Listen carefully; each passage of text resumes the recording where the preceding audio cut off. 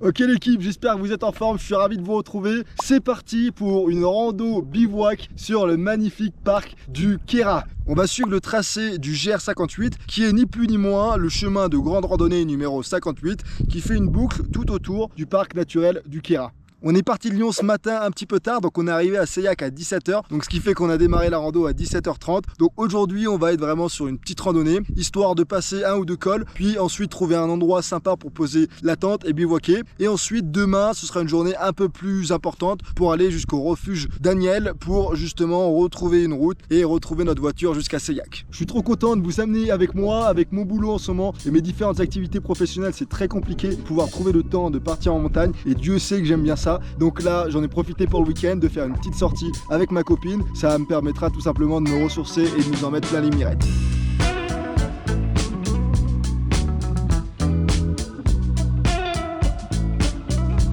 Ça y est, première heure de randonnée, on vient d'arriver au Villard, magnifique petit hameau. Et on se dirige vers le col des Estronques qui est à environ 5-6 km, 3 heures de marche. Ça permet de s'échauffer pour ce premier jour en douceur.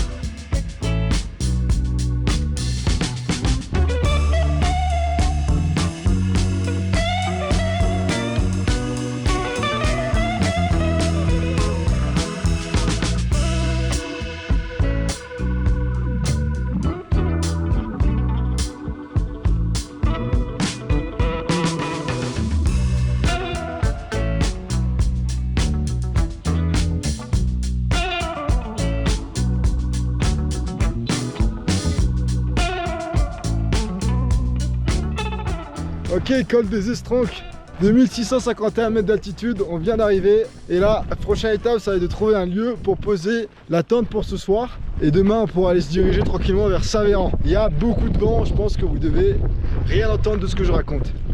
On s'est trouvé un petit coin pour le bivouac de ce soir, entouré de montagnes, c'est royal.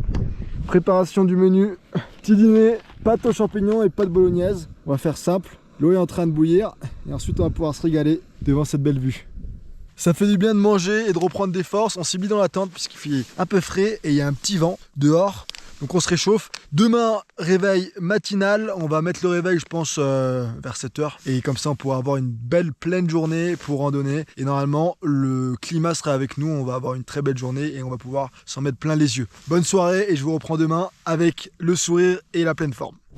Deuxième jour, le soleil se lève doucement. Réveil à 6 h 40. On va avoir une journée de malade. Ça va être magnifique.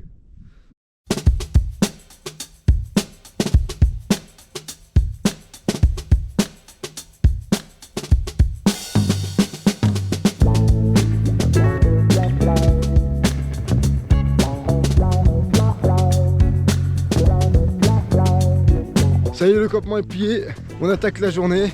Là on commence avec une vue magnifique sur la vallée. Hop, on est resté 1 heure tranquillement au niveau du lieu de bivouac pour prendre le petit déjeuner. On est en pleine forme et on va se régaler toute la journée avec un soleil qui va nous suivre. Et ça franchement, ça fait plaisir.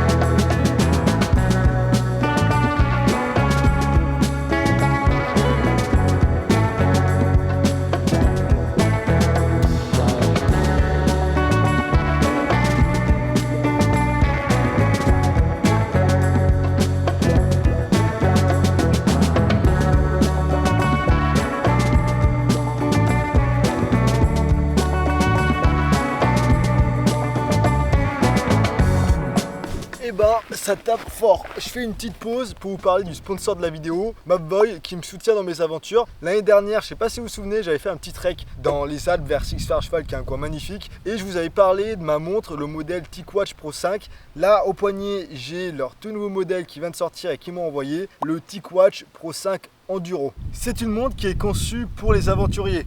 Raison pour laquelle je vous en parle, parce que je sais que parmi vous, il y en a pas mal qui aiment bien barouder, donc ça pourra vous intéresser. C'est la première montre de chez Mobvoi à posséder la fonction Wear OS 3.5. Donc c'est une montre connectée, c'est-à-dire qu'elle se connecte à un portable et ça permet de retrouver toute la puissance d'un smartphone dans la montre à notre poignet. Ce qui peut être pratique par exemple lorsqu'on est en trek, qu'on a le portable dans le sac à dos parce que c'est pas agréable de marcher avec le portable dans les poches, et on va pouvoir accéder à toutes les applications que l'on souhaite directement sur notre montre qui est à notre poignet. Quelques points intéressants avec cette montre si vous aimez barouder. Déjà, la montre intègre un GPS, un compas et un baromètre. Il y a également plusieurs capteurs qui vous permettent de suivre et de mesurer vos activités physiques. Donc on va retrouver des capteurs qui permettent d'avoir la fréquence cardiaque, le nombre de pas, la distance parcourue, la vitesse, la VO2 max, la saturation en O2. En bref, on retrouve différentes fréquences qui nous permettent de mesurer nos performances physiques, tout simplement. Également au niveau santé, on peut mesurer la qualité du sommeil et bien d'autres paramètres. Cette montre est conçue pour l'aventure. Ça implique donc qu'elle est résistante et robuste. Je vous laisserai aller voir pour ceux qui veulent plus d'informations. Je vous mettrai un lien dans la description. Mais en bref, elle répond aux normes militaires. Elle possède un verre qui est anti-rayures, elle est résistante à l'eau, etc., etc. Autre avantage, c'est son autonomie. Elle possède une batterie de 628 mAh, ce qui fait qu'elle peut durer jusqu'à 90 heures en mode intelligent et jusqu'à 45 jours en mode essentiel. Idem, elle se recharge rapidement en 30 minutes. En bref, si jamais vous cherchez une montre connectée qui est belle et élégante, performante et robuste, alors je pense que ça peut être un beau match si vous aimez barouder et partir à l'aventure. On se dirige vers la chapelle de Closis. On devrait y arriver d'ici 20-30 minutes. Petite pause saucisson, ça va nous remettre plein de force. Et ensuite, on se dirigera vers le col de Chamoussière, qui lui doit être à 2885 mètres d'altitude, de souvenir. Tandis que la chapelle de Closis, elle se situe à 2342 mètres d'altitude, donc on aura bien 400 mètres de D+ à faire entre la chapelle et le col.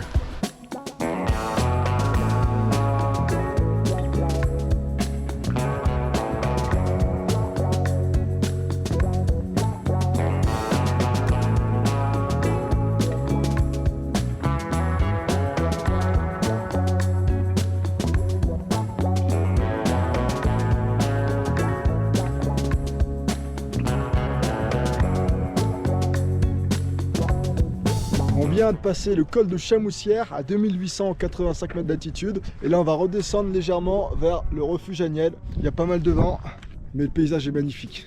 Pour rester en autonomie niveau énergie, c'est le même système que j'avais fait lorsque j'avais fait mon GR20. Panneau solaire, Sunslice, là c'est le modèle 2 panneaux. Ça me permet de recharger ma batterie externe la journée, qui ensuite me permet de recharger mes appareils électroniques, GoPro, téléphone portable, quoi d'autre encore, lampe frontale. Et tout ça, ça permet de rester autonome des jours et des jours. Donc je vais pas en parler plus, j'avais fait une vidéo complète Retex après mon GR20. Si jamais ça vous intéresse, je vous mets le lien dans la description.